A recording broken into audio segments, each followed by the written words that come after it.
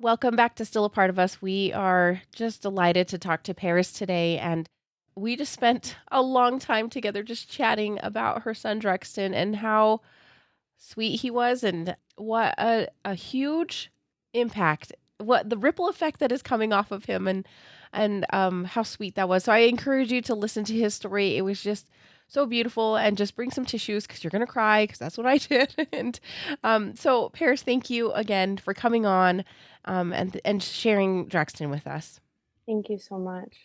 Um, as a little recap, can you tell us what happened to Drexton and about what time, give us some context about how long ago he passed away? Yeah, so Drexton was born on November 3rd of 2023. He passed on June 1st of 2024. And um, we don't really have a definitive answer on why he passed, but it's looking like it's progressing more towards a heart defect that Yeah. was undiagnosed. Yeah. So, And that was so we talked and yeah. we were talking off the record just a little bit ago when and Paris was like, we found out more stuff even ever since, even from the time we had a chat about coming on the podcast. And I was like, Yeah. whoa, that is huge. I opened Pandora's box, and I don't think I was mentally ready to open Pandora's Oh, box, and I did. But now there's no closing it. So yeah. So when did you I guess I don't know if you were able to talk a little bit more about that, but were you just asking a little bit more and or getting information back from when he had his when they were doing the organ donation portion? so it was a lot of I won't say exactly who told me. Essentially, I think it's time that you start asking some questions. Mm. Um, and I think it might be a time to get some lawyers involved. Oh, shoot. And I was like, okay, I'm not ready for that. Yeah. Um, and so again, we started going over medical records and things that happened at the hospital. And we had a bunch of cardiologists looking at medical records. And essentially, without saying 100%, because we didn't get the autopsy back yet, Mhm. they're saying that this is a big factor. Yeah. The ASD is a big factor of why he passed away, Yeah. and that he should have had open heart surgery at about 3 months old, three or Pretty 4 months old. quickly. Yeah, Yes, after he was yeah, born. yeah, and he should have had a cardiologist following him from his birth to when he passed. Yeah. So essentially, a lot of things could have been prevented, but due to certain people's negligence of not doing their due diligence, Yeah. it didn't give us an opportunity to even To catch it or bring catch up it or any save him. concerns. Yeah. Yeah. So, So I just wanted to recap for everybody. So this ASD is this atrial septal defect. yeah. And a lot of people kind of refer to it as like a hole in the heart, Hmm. kind of this like there's some sort of issue between the kind of the sections between the atrium Yeah. or those chambers in the heart. And so, So yeah, his wasn't on the bottom chambers. His was on mhm, the upper chambers. yeah. And he it was a pretty decent sized one that Hmm. usually, and this is the thing, usually with ASD, some heart defects and stuff like that, they usually heal on their own Yeah. for Right. children. They usually heal on their Yeah. own. But they But kind of monitor that. yes, If they see something of concern, yes, they monitor it, even though they are yes, like, oh, it finally resolved itself, whatever. So that's why I'm like, oh, dang it. yeah. But his symptoms when he was a baby, well, I mean, growing up from birth to Hmm. about 4 or 5 months, it should have been a red flag. There's a lot of Yeah. things that were red flags that should have been like, hey, we should look more into this. Right. Um, but it wasn't. And so after asking a lot of questions, and surprisingly, there's a lot of medical journals that Hmm. show sudden infant death with And, ASDs. oh, yeah. Yeah. So Oh, that's definitely a little, it was very hard to see all this stuff and not be, I am angry now, but yeah. it's very, very hard to know that, like, I wasn't even given a chance to he wasn't even given a chance to get better, Yeah. essentially. And again, it goes back, like I said in the previous episode, I have to go through these things, and my son has to go through these things in order for other people so they don't have to go through these Yeah. things. And I hope that this person, this medical provider, will have a little bit of a, oh shoot, I really need to Y- make sure I'm focusing here because this is y- what this led to. Yeah. So Yeah. Oh shoot. Yeah, it is. That is not great. And yeah, like you said, I opened up Pandora's box and it really yeah. that I mean, that is a really hard road to And go down regardless, right? that was only within the last 2 weeks. Yeah, I know. I was about to say we Yeah, didn't talk very long ago, so I and know. this is new stuff, and I was like, oh my gosh. Yeah, So that's just an added. That's just another layer that makes it yeah, difficult to mourn. Because yeah, it at the time of this recording, everybody, it really has only been about 2.5-ish months. Like it has not been very long since he passed away, and to have to do all of these things, have kind of a memorial service and make sure he gets home and everything, and then having to deal with this is, I'm sure, has not been easy at all. So, Paris, I did want to ask though, when he passed away, were you able to take some time off from work? Like, what was your yes. that morning period like, right directly after all of this happened? My work was very accommodating. Yeah. Because mind you, when this all happened on May 24th, I was actually at work and I had to leave Yes. mid Yes. shift. So they were extremely accommodating. They were like, "You let us know when you're ready to come back." Actually, the owner of my company Mm-hmm. made a donation in honor of Oh. Drexton. So I actually donated that back to the PICU unit at that Oh, hospital. that is And wonderful. so that was really, really, really nice of them. And I did go back. I would say it's only been a couple weeks. Mm-hmm. I've been back at work. And they were really accommodating just due to the type of work I do. I deal with I do see a lot of death, and I do see children in really bad situations. Right. And so they were very accommodating to, okay, we're going to slowly get you back into Mm. work. We'll maybe have you work one day this week. And then another day, we'll just keep adding on days and see how you do. Yeah. So they were very, very accommodating.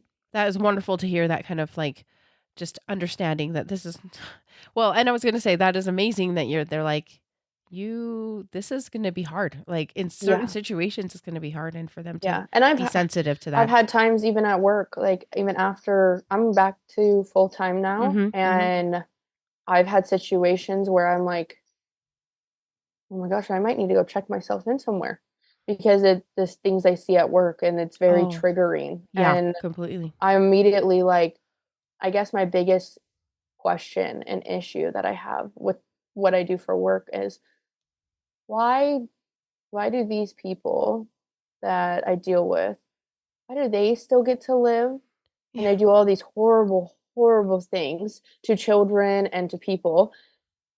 And then mine, who has everything he's ever wanted and Yeah.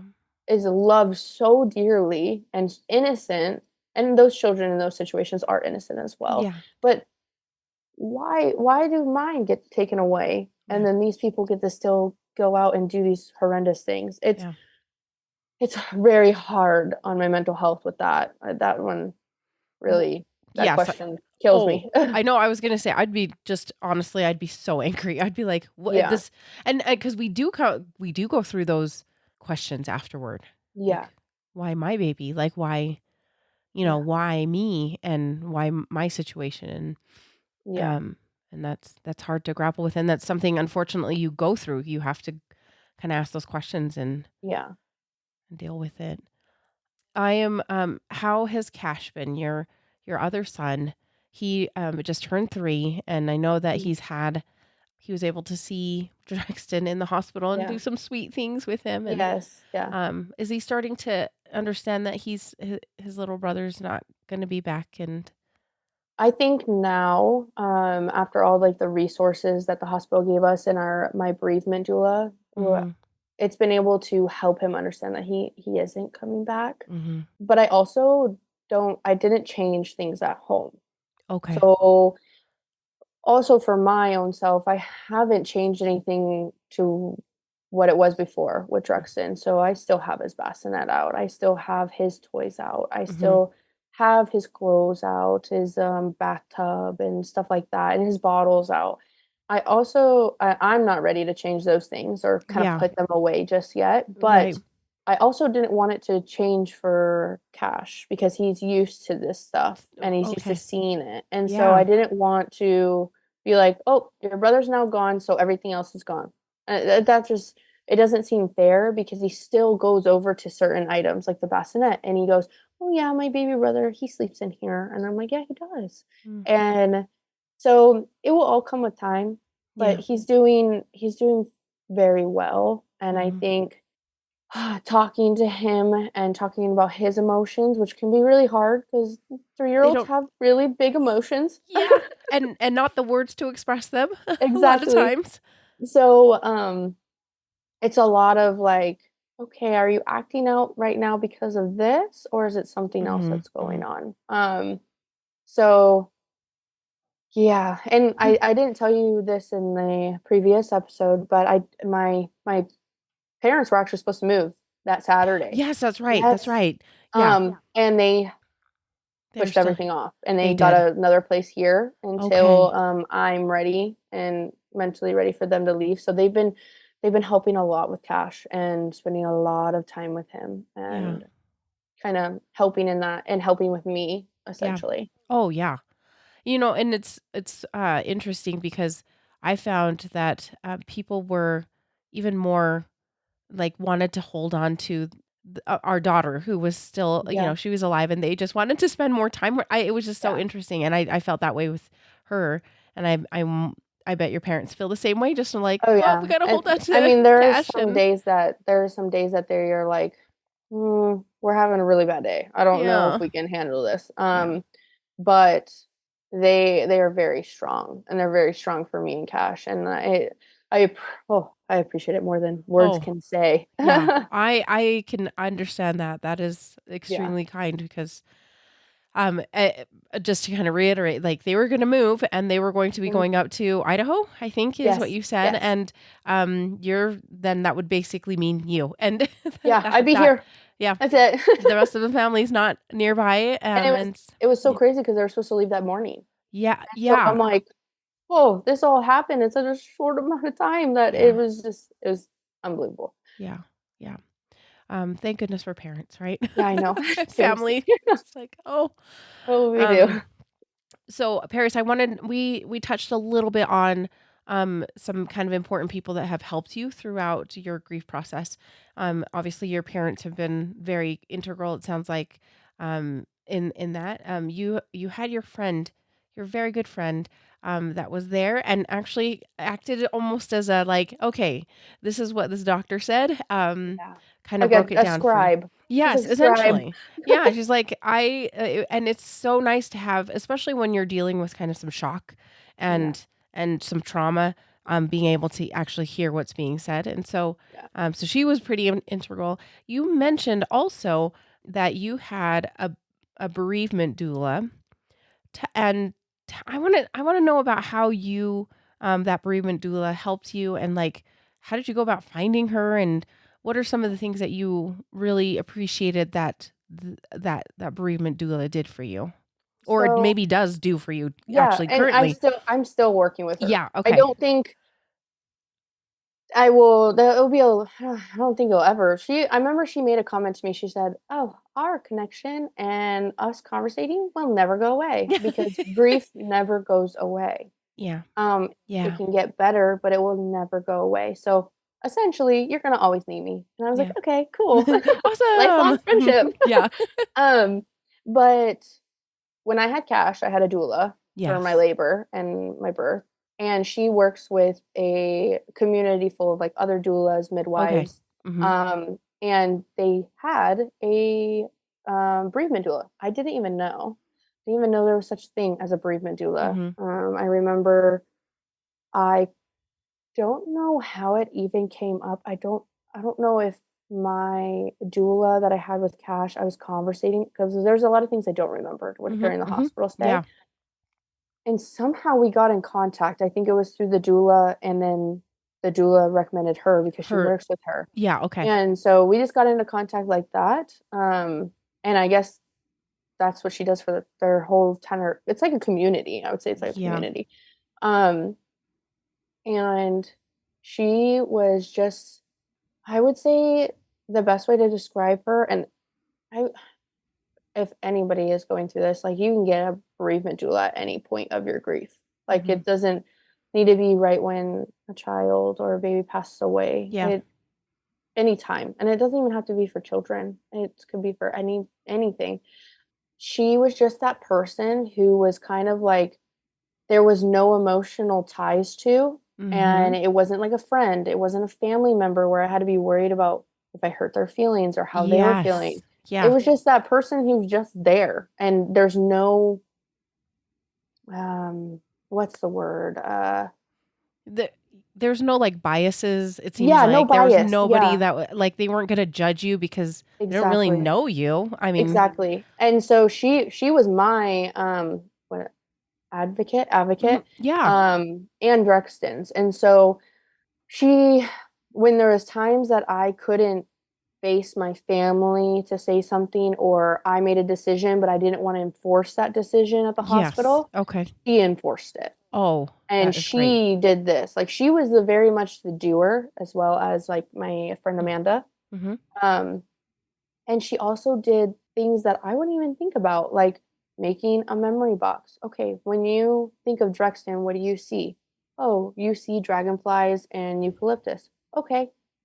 She went to the store, came back, had a box, and we decorated the box with eucalyptus and dragonflies. Yeah. It's like stuff like that. And saying, like, just making sure that she was there.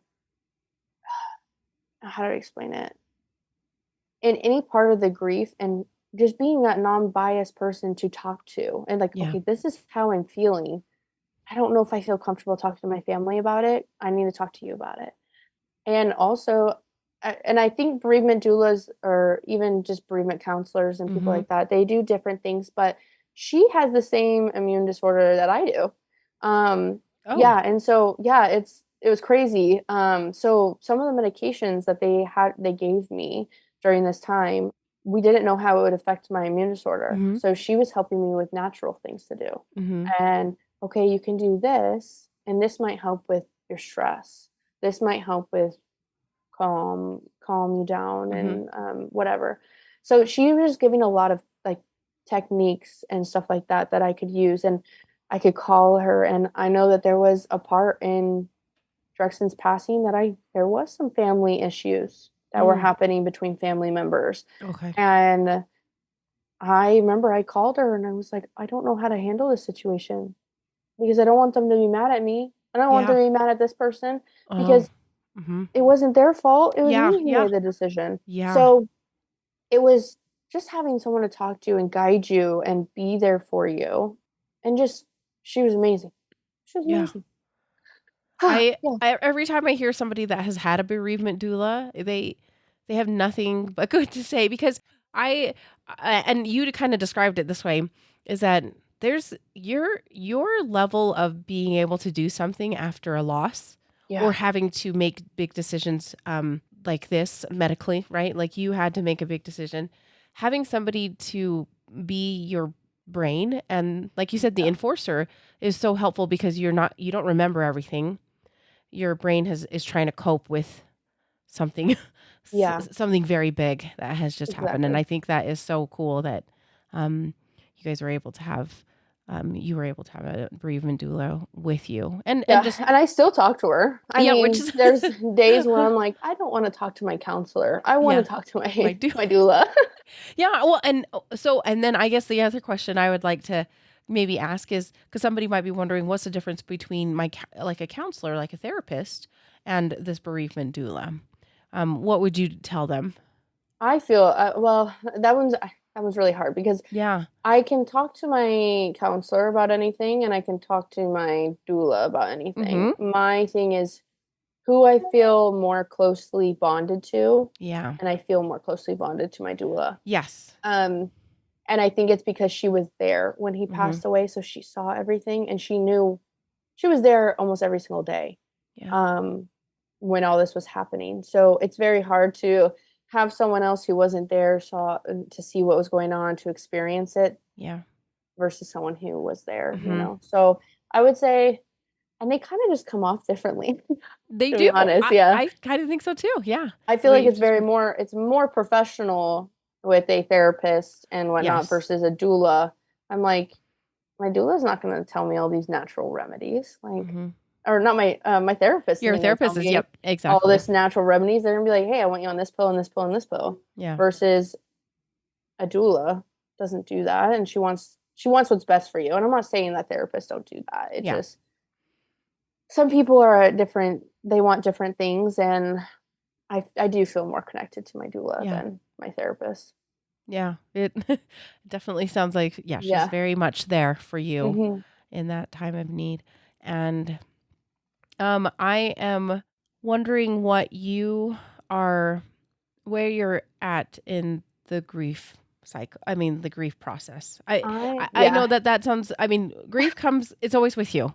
It just changes, and you revisit different stages, as they say. And people don't realize it's. They think it's very linear, but it's not at all like that. So I'm wondering how those first little weeks were, and then also kind of. I know we're only 2.5 months out, but how are you feeling about this all? Um, like you said, I'm very new to the grief. I think when people think of grief, they like, okay, you got to follow the guideline, the Yeah. steps of the Yeah. grief. And I'm like, Exactly. that is not correct Mm-mm. at all. It comes all over the place. Uh, So, I think I'm still very fresh in it. I Yeah. think some things that I'm doing is helping me get through the grief process.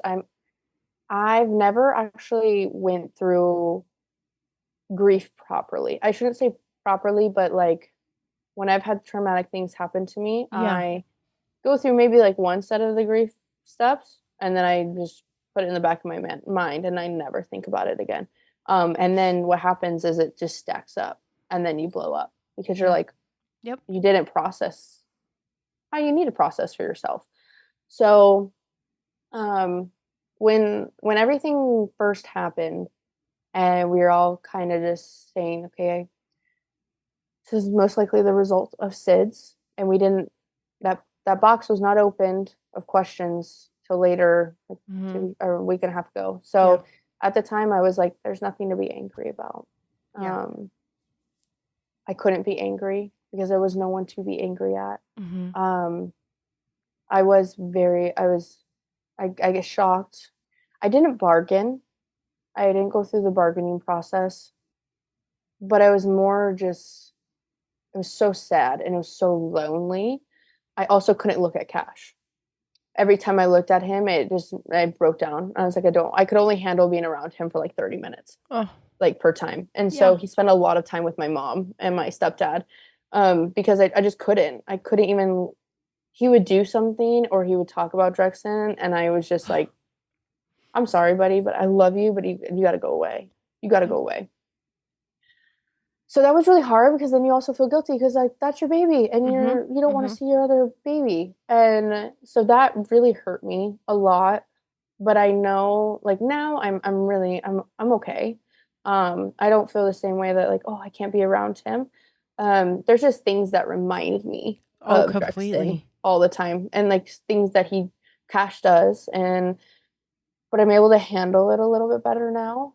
Um but yeah, I remember I was talking to another friend of mine who lost her baby, Mhm. and I was just like, I don't feel angry. I just don't. I don't know if I'm going. I don't think I'll ever go through that process of being angry. And she was like, "That's okay. Like you don't need to. You don't have to fit every single No. Yeah. quota on grief. You Yeah. don't have You to." don't need to check that box. Yeah, exactly. And so I was like, okay. And then, now that I open this box, this is where the anger is. Yeah. And I'm beyond angry. So that's a new part of grief that I'm trying to deal with. And never thought I would deal with it. Yeah. Like I never thought I would have to go through the anger part because I wasn't angry. Yeah. So it's definitely very weird now, like having so much anger, but I try to tell myself like what's done is done. Um, all we can do is just make sure that, there's justice and that we do this the healthy way. We process through the grief and all that in a healthy way and Yeah. not you can be angry, but don't do anything that could be unhealthy or Yeah. not okay. Yeah. So, And also you mentioned like before, you're like, I just kind of let it stack up. Just yes, yeah, and so that's one basic. thing I Yeah. I made sure this time I was like, I can't let it stack up Yeah. because it would literally be the death of me. Yeah. So I was like, I have to be strong for Cash, and I know Hmm. that Drexton would need me to be strong, Yeah. and I have to live for him. I Yeah. have to. So yeah, it was definitely it's weird because I've never actually fully processed anything before. So now having to process, I'm like, this is a whole new thing for me. I'm Yeah. not used to it. I'm never experienced something like this before. Yeah. So And it's he'll do a number on you. I'm just saying. yes, yeah. And I know I have a long road ahead and there's like there's some really good days and then there's some really bad days. Yeah. And that's when I make sure I have all my resources ready for when I have those really bad days.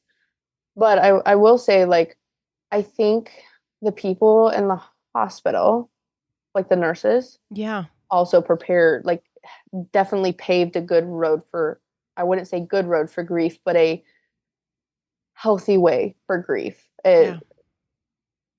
It wasn't as like I did have some bad experiences in the hospital, but there were some people in there that I really couldn't have gone through this without them. Without them.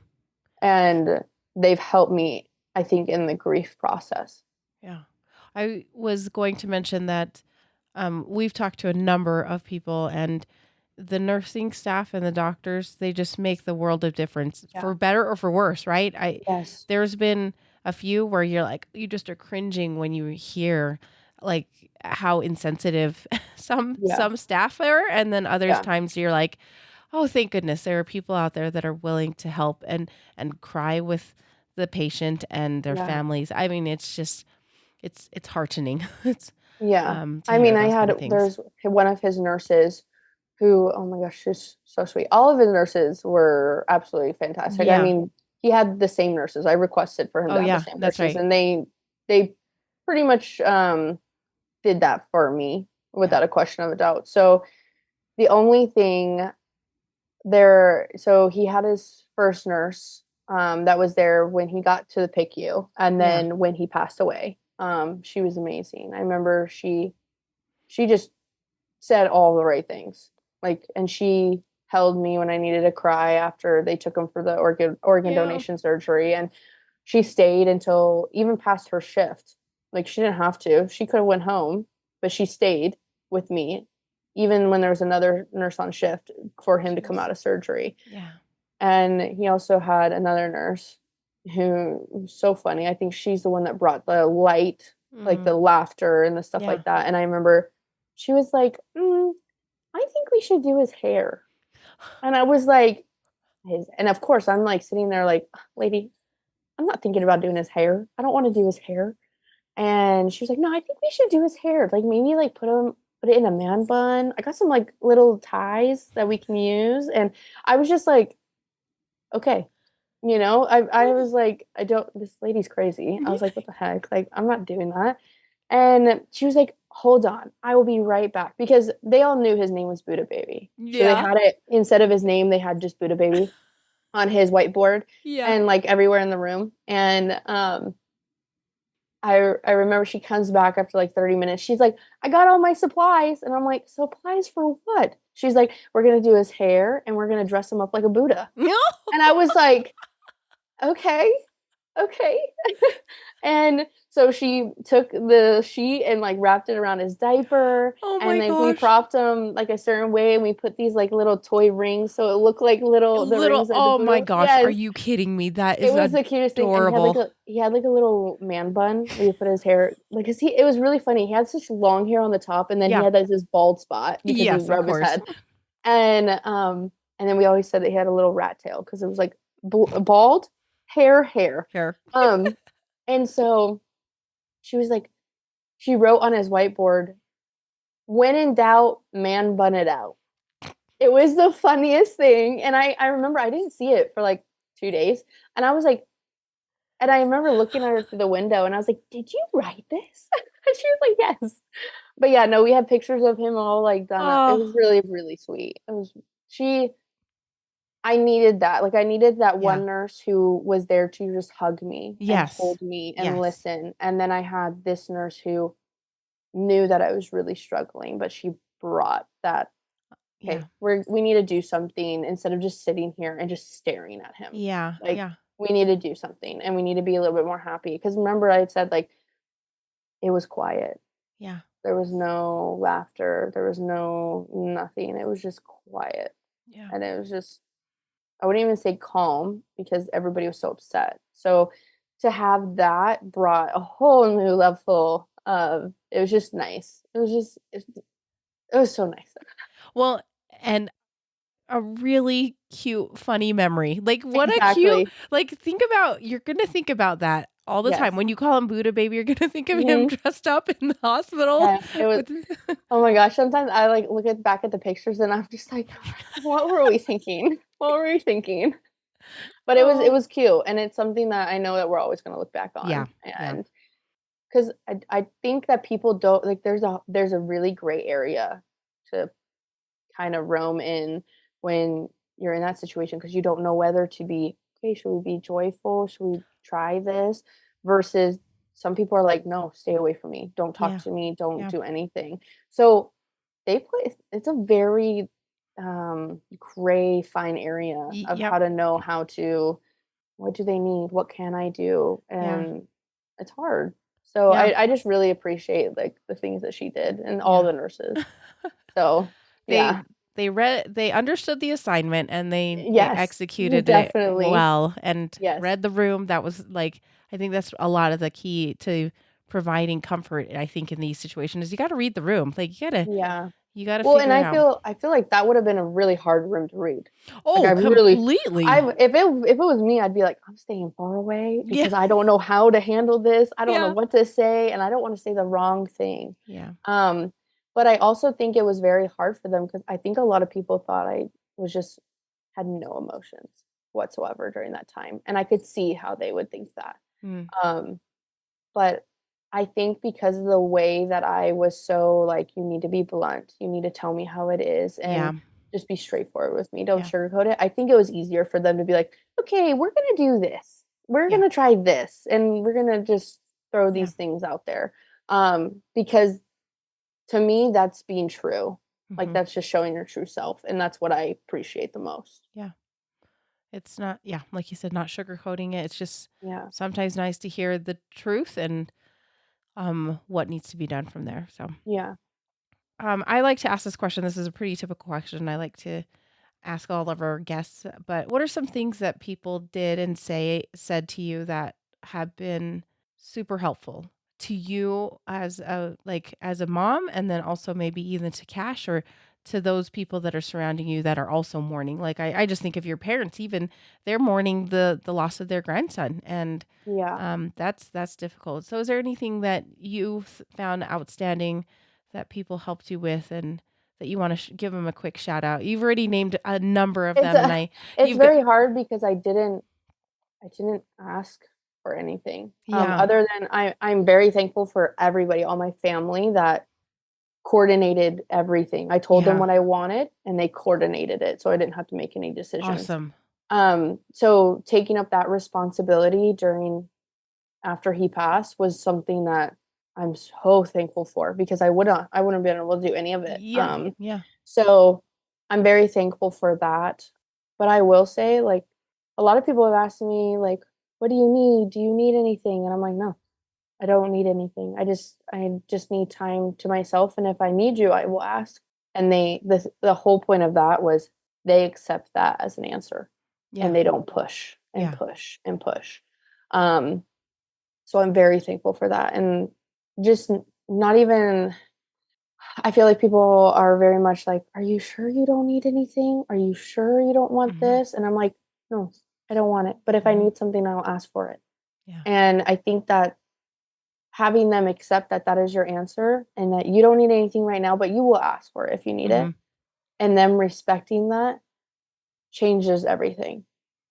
Because I don't like being like persuaded or like pushed to a certain Mhm. thing, Mhm. and then making it feel like it's not my decision. Yeah. So definitely, I appreciate my whole family being like there. Like if I call and I need someone to talk to, they're like, okay, Yeah, I'm spill. there. Mhm. Yeah. If you don't need me, that's okay. Come to me when you need me. Yeah. So I think there's a lot of parents that don't have that directness, and yeah, that is what I think family members kind of struggle with. It's just like, yeah. I feel like I need to do something, and if they don't understand, Yeah, and I know, yeah. like, even no fault to my sister, she's been through some tragic things too, no fault to her. I know she was just trying her best, but I remember she moved a thing, like, moved paperwork and moved something in the house, and I was Mhm. like, Wha "No, ah, no, I was not ready. I wasn't Yeah. ready." And she was like, "Oh my I'm so sorry. Yeah. I Yeah. just thought it would help." And at the time, it didn't help, but I knew where she was coming from. Mhm. So it's just like, I this is a hard thing. I know it's hard for people to tell, like, be super direct, but I think in time of grief, you gotta be super direct, and you kinda have to be blunt Yeah. because people, they're just trying to help, Yeah.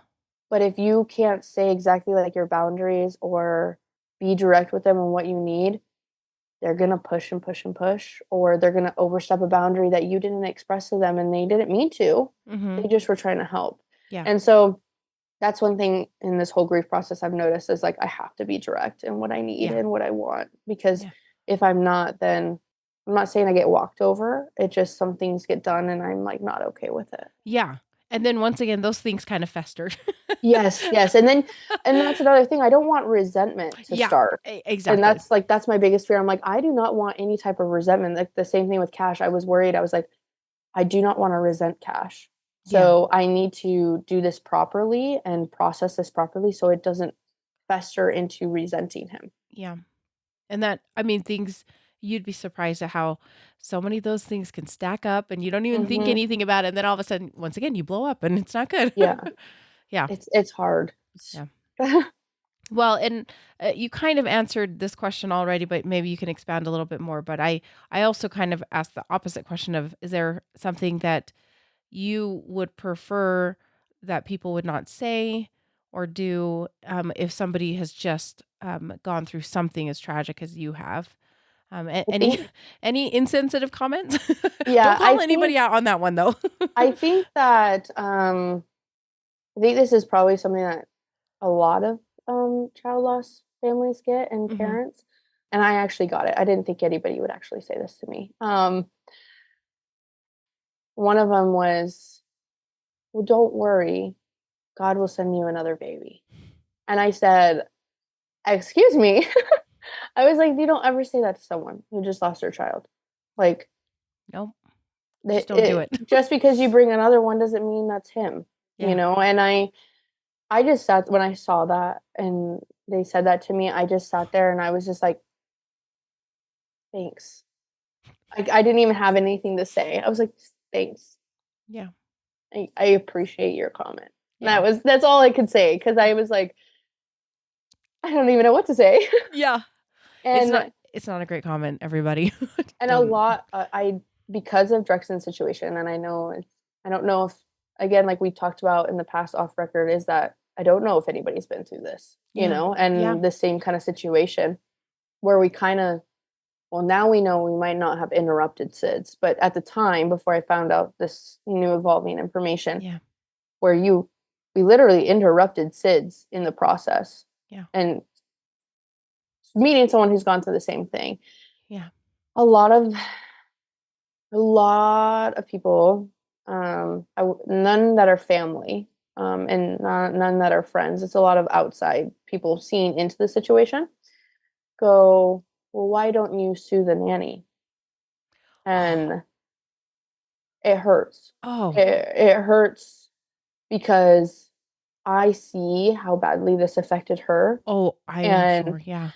I know how dearly she loves my kids. Like, oh my God, she loves them so much. And it's just so crazy to me that they would say something like that Yeah. when she literally gave him a chance. Yeah. She's the one that gave him a chance. Yeah, And I'm like, exactly. the fact that I think it's because oftentimes they don't know the whole story, so Mhm. that's why they say those things. But I'm like, I think you need to hear the whole story before you can go straight to saying, I think you should sue her. Absolutely not. Absolutely. She Yeah. she is still Cash's nanny, Mhm. and I still trust her with everything. Yeah. There's no distrust, nothing like that. Yeah. And it's just like to hear that, it just breaks my heart Yeah. because I can't imagine how she feels. And it's Oh, not even like she had all this trust. Like I gave her all this trust, and then look what happened. And I can't even imagine how it makes her feel. yeah, exactly. And oh yeah, I'm sure she lives and just it kills her inside. I bet it does. Yeah. Like, Yeah. And I and made sure that with her grieving process too, I supported her as much as possible. Like okay. a lot of Drexton's items I didn't get back until about maybe a month ago.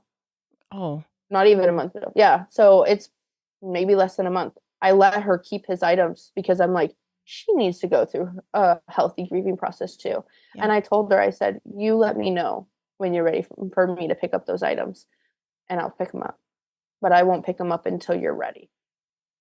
It's just like, I couldn't even imagine for Y- her, like what yeah. she is going through. And it's hard too because she gets a constant reminder all the time too with Cash Yeah. that I think there's a purpose. I will say there's a purpose for everything. Drexton has had a purpose and he's made an impact and Mhm. shown a lot of people things. And I think with her, she was like, I think I'm gonna go back to do some pharmacy tech and stuff like that. Oh, And she stopped because she had her son. And then yeah. that's why she started nanny. Like she did nanny and stuff like that before, Yeah. but she didn't make it her career. And Yeah. she now made it her Right. career to be a nanny and watch children. And now she's like, I think I'm gonna go back. I think I'm gonna go back. And I'm like, maybe this is a sign. Like this happened, horrible thing that happened, but now look, you're gonna go back and further your career. Yeah. I think it's again, it comes back to bittersweet. Like it's so hard because Mhm. it's like so many different things. Yeah. Exactly. It is. It's so it is encouraging and makes you just feel good to see how much of a difference he is Yeah, making in other people's lives, but it still doesn't take away the sting. It doesn't take yeah, away the ache that you have by any means. it's definitely hard. Yeah. Yeah. It's a struggle, and no one told me about the nightmares. No one told me Yeah. that you don't get sleep, or I don't even know when I'm gonna get good sleep ever Yep. again. I know it will come in the future, but um, I never even knew about these things until it happened. And finding different things that will help you in your grief, it's so hard because you can try what everybody recommends, and that's not what will help you. Yeah, what you need. Yeah. Yeah, Yeah, unfortunately, you got to traverse it yourself and then keep trying to figure it out and keep yeah, trying to figure out what will work for you. Yeah, you're yeah. And exactly I right. mean, I've tried tons of stuff, like journaling. Um, what's the other like journaling, talking to a therapist, which is good. It's Yeah. just not something that I want to do all the time. Looking at photos, doing a lot of self-care. I do believe self-care is very important during this Mhm. time. But the one thing that I know that like makes me feel good, like I have a purpose. Because the one question I'm like, what am I going to do? How am I Mm. going to honor him? Mhm. What's going to help me feel good about this situation and this terrible situation and kind of keep my head above water Yeah. during this grieving process. And I decided 'cause I quilt and I sew, and Yeah. so at the hospital, every PICU patient gets a hand like, a custom, like, sewn blanket, like, Oh, quilt, and yeah. they're all different, so they're all unique, and it's a group of old ladies who get together, like, Yeah. every Saturday and quilt, and I'm like, well, I don't have time to do that," but, Yes.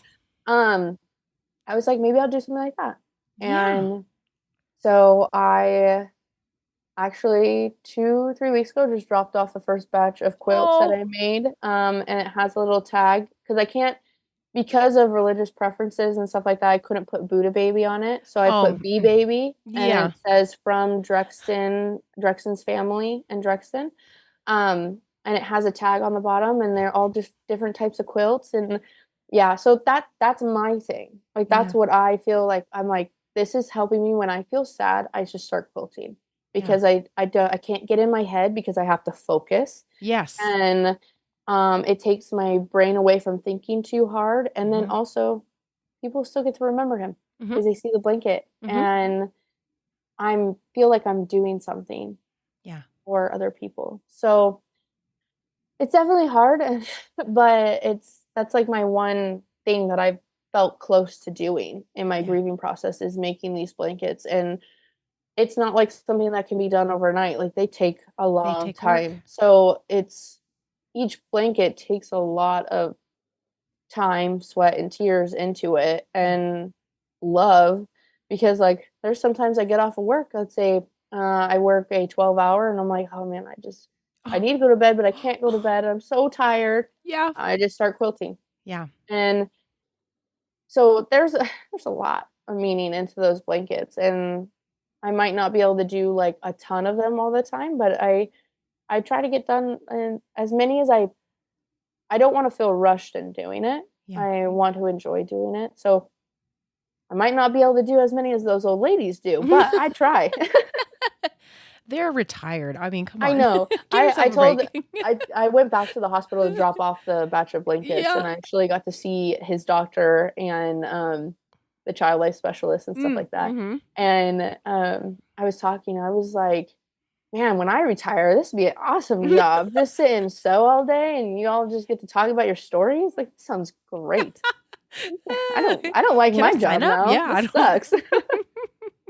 But yeah, no, it was really that's definitely the one thing I can that has worked for me, and Yeah. there might be other things down the road because 'cause I'm just so new in this Yeah. part of my grief process.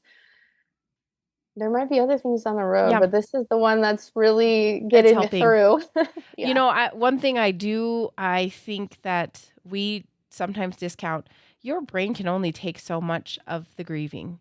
Like, in the sense of, like, focusing on the loss, your brain just needs a break sometimes, and Yeah. it sounds like the quilting, you have to focus on, Yeah. I gotta You get my only can stitching focus right. on one thing because if you don't, Exactly. you're gonna mess Mhm. up everything, and then Exactly. you can't fix it. Yeah. So, And so it's like it sounds like it's giving your brain a little break too. Like yeah. you're and that is good. I mean, it's going for a good cause. It Yeah. is honoring him and then it gives your brain a little break. Yeah. I And think then it's multifaceted. It's cool. I do feel like, I wanted to open, like, an organization for him, but I think that will come later on down the Later. road Yeah. because I need to have a more definitive answer on some Mhm. things, and I won't have an answer on a lot of things, but Yeah. that's another thing that I'm, looking forward to down the road. It probably Yeah. won't happen in the next couple years, but it maybe Yeah. 10 years down the road, so Yeah. It's amazing. it's definitely crazy. Yeah. It is. It's a weird process. I I know now how to help people because I didn't really understand how to help people in Oh, grief. not And even now close. now I'm like, "Oh, dude, I'm in the same boat as you, and now I know how to help you, and I know Yeah. how to be there for you, Yeah. and maybe give some other suggestions that other people didn't have Think or about, yeah. give, Mhm. and you didn't know Mhm. about. Like, there's some things I didn't even know about. Yeah. So, definitely very helpful. Yeah, it's a unique area to be in too. So I also wanted to say that you are going through this also and will be a help for others. Yeah. Regardless of yeah. I know that Drexton is gonna make ripples and I think you're gonna make ripples too because of Thank that. you. So Paris, once again, I have so appreciated our time today. Me too. I just feel so moved and like so like I just feel like I've been impacted by his life as well. And so thank you so much for taking the time and sharing us with him, and you doing what you're doing as well and sharing him. I just I always Thank want people you. to be able to feel like they can talk about their kids here. Yeah. So Well, yeah. thank you for this opportunity. And even like I've told you before, is that I hope that someone else who maybe is going through my same Yes. situation that I haven't got to meet yet or anything like that, I hope that now they feel like, okay, I finally met someone who's been through my same situation and Yeah. I felt so alone. And I'm just glad I'm able to tell his story because I think all the babies and all the children who have Yeah. passed away, they deserve to have their story told. Yeah. And I just wish we could get to every single one, Yeah, but it's so it's hard. it really is true, and Yeah. that's one thing we keep just plugging along because Yeah. this is something that's important to us. So, Thank you so Paris, much. thank you, thank you, thank you. I really appreciate you and your time today, and thanks Thank for you. sharing Drexton with us, that Of cutie. Like, course. she's such a cute little boy. My little Buddha baby. Yeah, Oh your my little Buddha. god. Well, thanks again. Thank you.